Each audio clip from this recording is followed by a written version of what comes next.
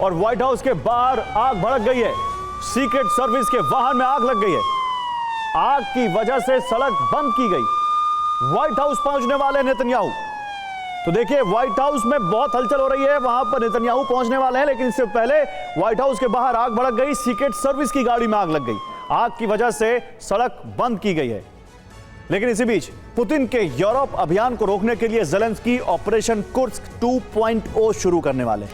इस बार ज़ेलेंस्की के टारगेट पर सिर्फ कुर्स्क ही नहीं बल्कि बेलगोरोद और ब्रियांस्क भी है। यूक्रेन की सेना की तैयारी इन तीनों इलाकों पर कब्जे की है, जिसके लिए ज़ेलेंस्की ने एक खास प्लान तैयार किया है। रिपोर्ट्स की माने तो अमेरिका और यूरोपीय देश इस प्लान पर मुहर लगा चुके हैं। ज़ेलेंस्की ने इस अभियान का पहला चरण बेलगोरोद से शुरू कर दिया है। महज 24 घंटे पहले व्लादिमीर ज़ेलेंस्की ने रूस में ब्लैकआउट की धमकी दी थी और अब उसका नतीजा भी नजर आने लगा है।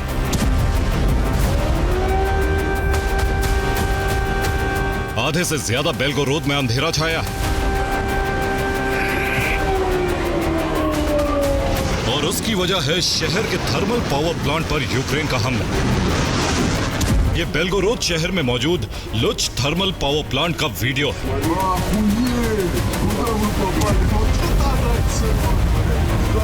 जिस पर यूक्रेन ने रॉकेट से हमला किया, जिसके बाद पावर प्लांट में जबरदस्त धमाके देखे गए।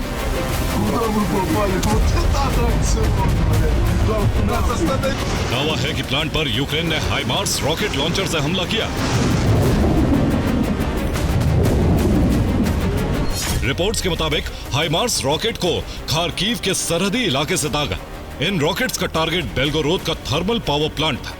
इस प्लांट की यूक्रेन बॉर्डर से दूरी महज 30 किलोमीटर है। यूक्रेनी सेना का हमला 100% सफल रहा। प्लांट में विस्फोट के बाद शहर के एक बड़े हिस्से की बिजली कट गई। घर, मकान और सड़कें अंधेरे में डूब गए।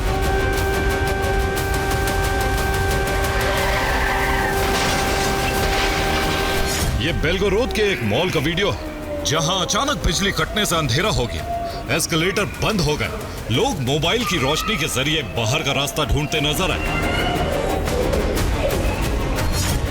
बिजली कटने से लोग जगह जगह लिफ्ट में फंस गए, जिन्हें कई घंटों के बाद रेस्क्यू कर बाहर निकाला गया।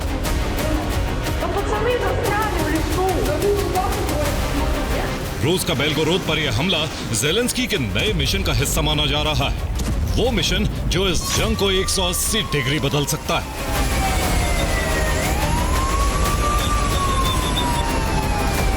दावा है कि ज़ेलेंस्की ने ऑपरेशन कुर्स्क 2.0 शुरू कर दिया है, जिसमें अमेरिका की खुफिया एजेंसियां यूक्रेन की मदद कर रही हैं।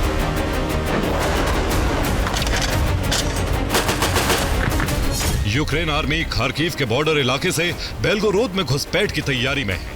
आने वाले 1 महीने में यूक्रेन की सेना बेलगोरोद में घुस सकती है। बेलगोरोद से यूक्रेनी सैनिक कुर्स्क की तरफ आगे बढ़ेंगे। कुर्स्क में दोबारा सुत्जा पर कब्जे की तैयारी है। इसके बाद यूक्रेन का लक्ष्य ब्रियांस्क तक पहुंचना है। यूक्रेन इस प्लान को सर्दियों से पहले शुरू करने की तैयारी में है। इसी के साथ यूक्रेन अपने ऑपरेशन विंटर की भी शुरुआत करेगा। बीते 24 घंटे में बेलगोरोद पर हुए हमले इसका पहला चरण है।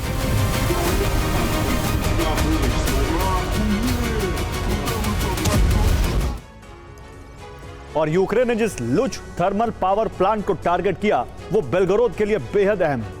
इस प्लांट से बेलगोरोद की जरूरत की 15% बिजली आपूर्ति होती है, जबकि थर्मल ऊर्जा की 36% जरूरतें इसी प्लांट से पूरी होती हैं।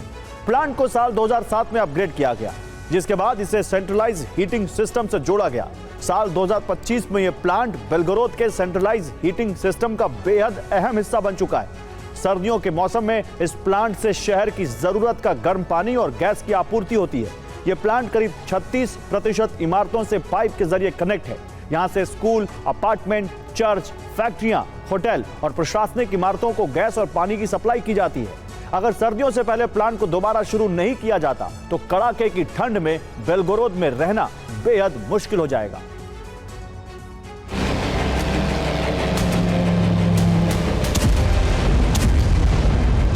यूक्रेन ने सिर्फ बेलगोरोद को ही नहीं दहलाया, बल्कि उसके टारगेट पर ब्रियांस्क भी था। यूक्रेन ने ब्रियांस्क पर करीब 30 ड्रोन दागे। इन सभी ड्रोन का सिर्फ एक ही टारगेट था और वो था कार्चेव प्लांट। यूक्रेन का यह हमला भी पूरी तरह से सफल रहा। हमले के बाद प्लांट के एक बड़े हिस्से में भीषण आग लग गई। कार्चेव प्लांट पर यूक्रेन के सफल ड्रोन हमले क्रेमलिन के लिए बड़ा झटका माना जा रहा है।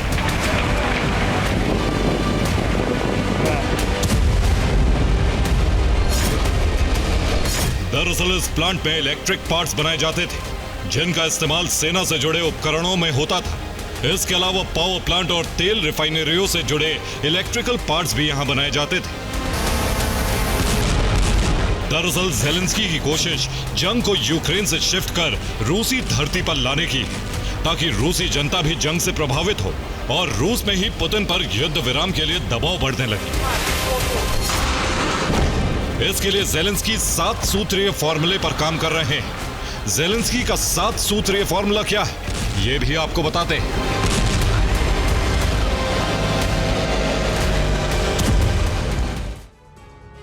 और ज़ेलेंस्की के 7 सूत्रीय फॉर्मूले में टॉप पर रूस का एनर्जी सेक्टर। यूक्रेन आर्मी लगातार तेल रिफाइनरियों और ऑयल डिपो को टारगेट कर रही है। इसके अलावा ज़ेलेंस्की के टारगेट पर रूस के न्यूक्लियर प्लांट भी हैं, न्यूक्लियर पावर प्लांट। यूक्रेन ने रूस के बिजली सब स्टेशन पर भी हमले शुरू कर दिए हैं, ताकि ज्यादातर इलाकों में ब्लैकआउट किया जा सके।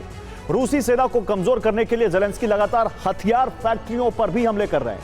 रूस के एयर स्पेस और नेवल पोर्ट पर भी बीते 6 महीने में हमले बढ़ा दिए गए।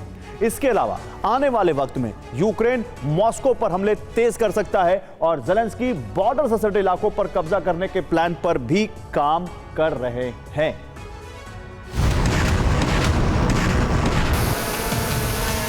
ज़ेलेंस्की ने अगस्त में ही 7 सूत्रीय फॉर्मूले पर काम करना शुरू कर दिया था। इसीलिए यूक्रेन आर्मी लगातार ब्लैक सी पोर्ट, एयरबेस और तेल रिफाइनरियों पर हमले कर रही है।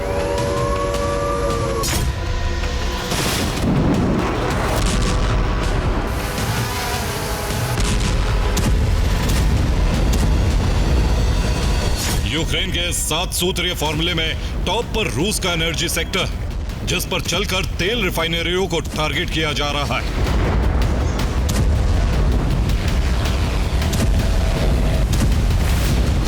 दरअसल रूस का एनर्जी सेक्टर $100 अरब का है।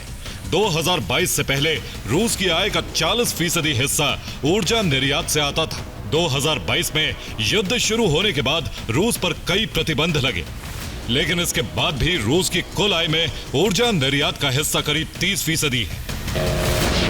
यही वजह है कि यूक्रेन रूसी रिफाइनरियों पर हमले कर रहा है, जिसे सीधा क्रेमलिन के राजस्व पर हमला माना जा रहा है।